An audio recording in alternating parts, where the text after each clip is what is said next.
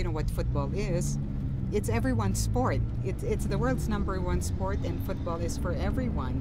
If you weren't in Tehran, I mean in Iran, and you just heard that a German team have a plan to travel to Tehran, Yes. and have a match with the Iranian international team, could you believe it?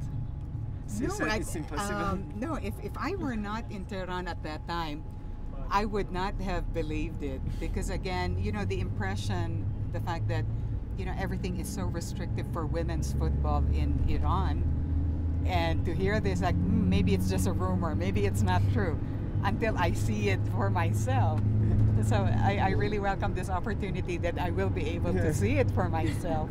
And you know, I, for example, and maybe Malina and David as well, after more than 1 year trying, I still cannot believe it. Yes.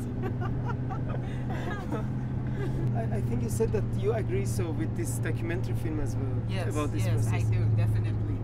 Yes. May I ask why? Because again, it's an historic moment, and you know, maybe people 20 years from now would wonder, what was women's football like in Iran at that time?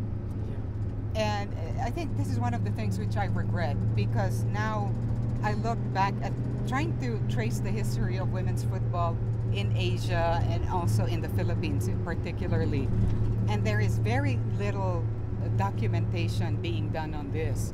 Women's football does not have the same attention that men's football has.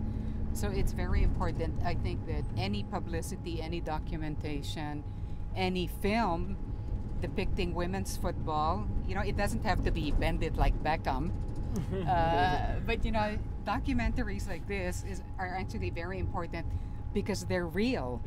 You're so sorry about, but there is no. This is fun. No, because it's sort of like, okay, I'm watching MTV, you know, like they do all these crazy things, like, you know, yeah, maybe getting interviewed in their van, or that's how I feel right now.